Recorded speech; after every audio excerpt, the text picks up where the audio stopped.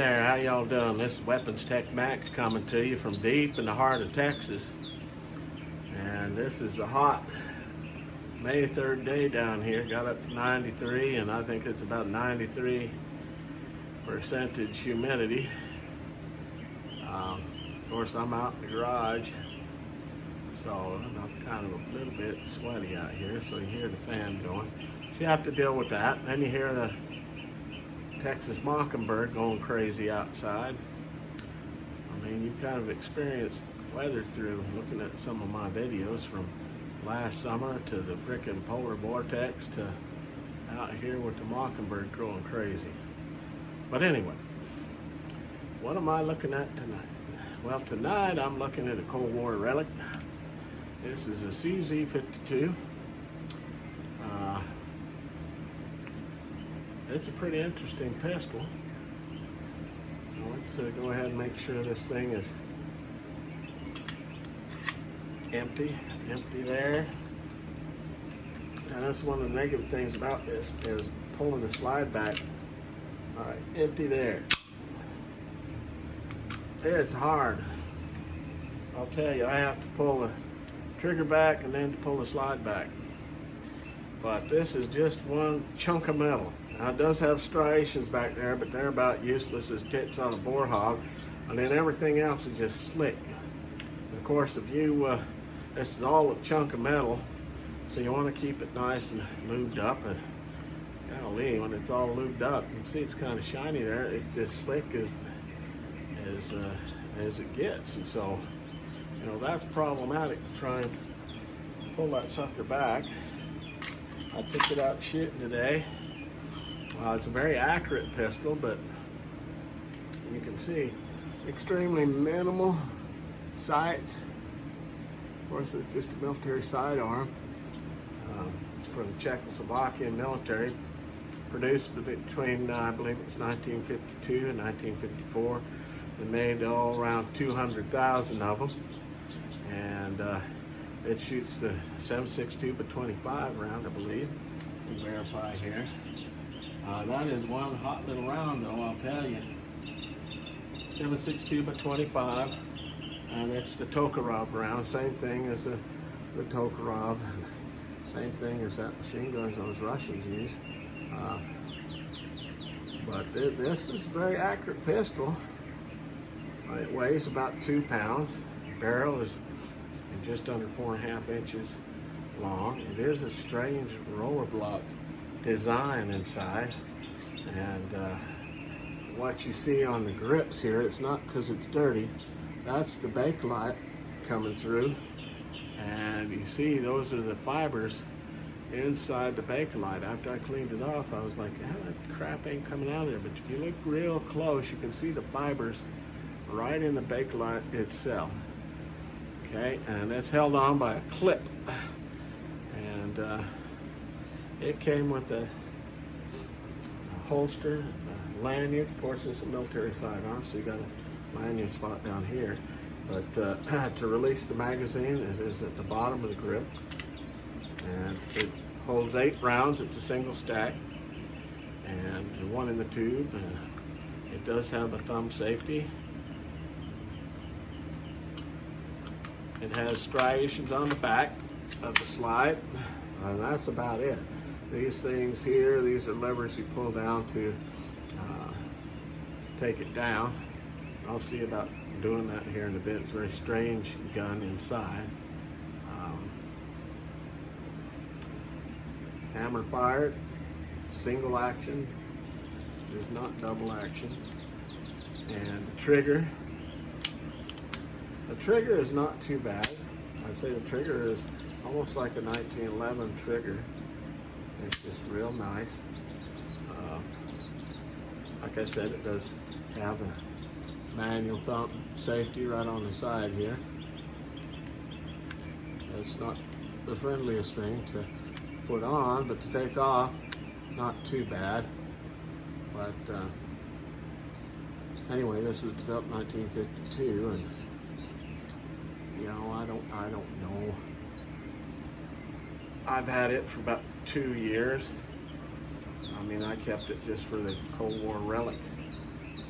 than it is, but I went out and took it shooting today, and I didn't like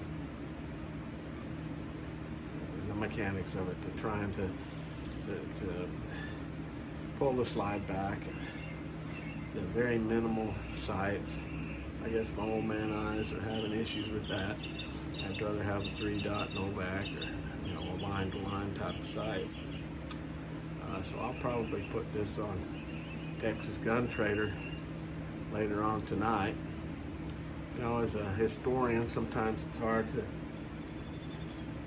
get rid of things like that, but I'll tell you, there are other guns that I would like to have over that, and so that's what we'll go ahead and do. So what I'm going to do is I'm going to take you and give you a nuts and bolts breakdown of the thing, and then show you the range time with it, and then we'll see about showing you how to take it down in the weird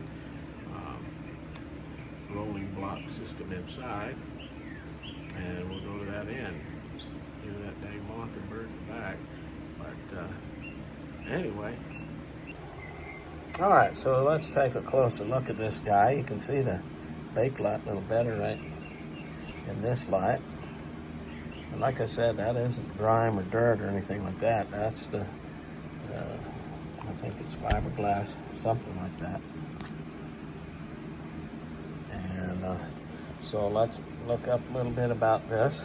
Of course, it was introduced in 1952, in production from 52 to 54. About 200,000 of them were made. It does weigh a little over 2 pounds, and that's empty.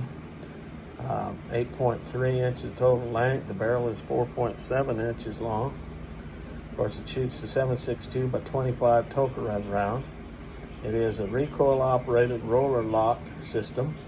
Muzzle velocity for this particular round is about 1,640 feet per second, so that stuff is really kicking out there. Effective range about 50 meters. It does have an 8-round detachable box magazine, and then I've showed you the size. Now, this is kind of an interesting pistol in that that magazine has a lot to do with this thing, and you're not going to be able to do much when the magazine's inserted when it's empty. So if you want to, okay, you got the slide back, you're going to have to pull the magazine out, an empty mag out, get the slide to go forward.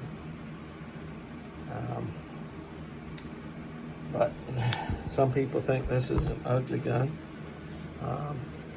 Hold wise, it holds okay. I mean, it's not the most ergonomic pistol in the world. I don't know, it just to me seems like a big chunk of metal. And if you look at the machining, it's a little bit rough. You can see the top there. There's nothing to help with the glare. I don't know. Some people really like these old CZ52s. And like I said, it does shoot very accurately.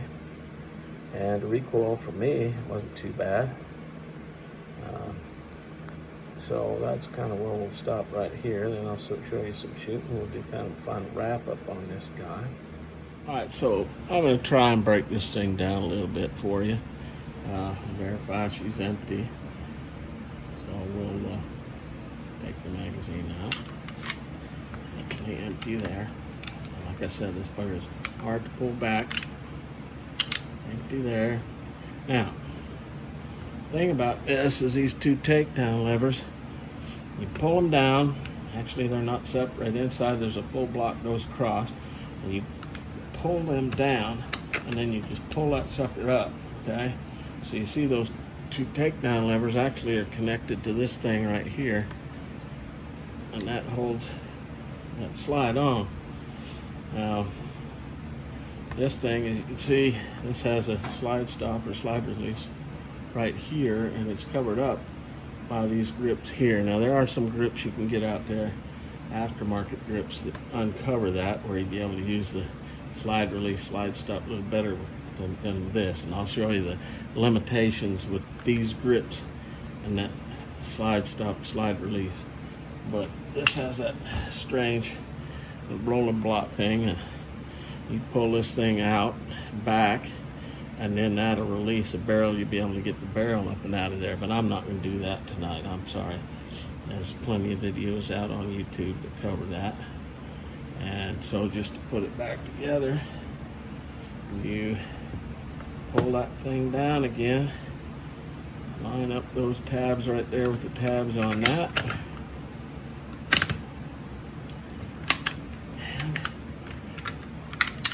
And there it is.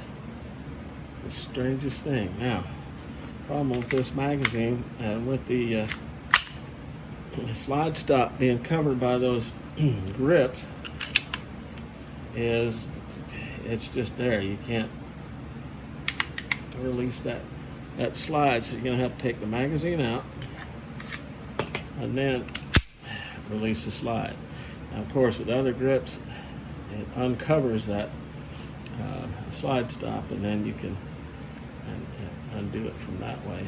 But yeah, and with it being humid and you know, my hands are a little bit oily, this thing is very difficult to try and operate this slide.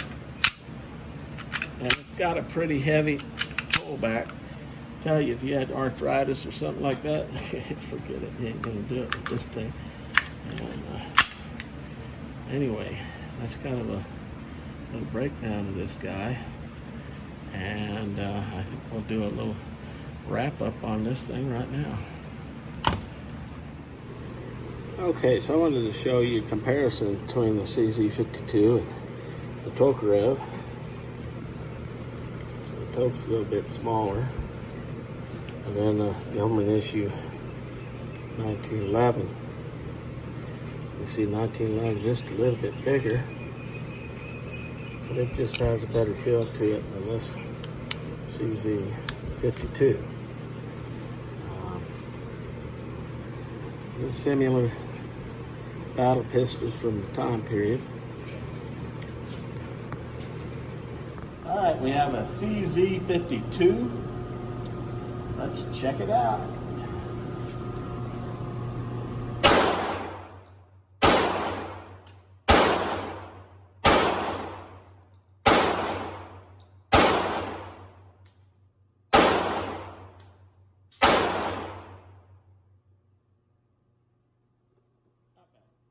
All right, so a little wrap up on this guy. Well, I've had it for a couple of years. I'm going to be selling it. It definitely is a historic piece of Cold War memorabilia. It's CNR, Curio and Relic. It's a fun gun to shoot, I guess.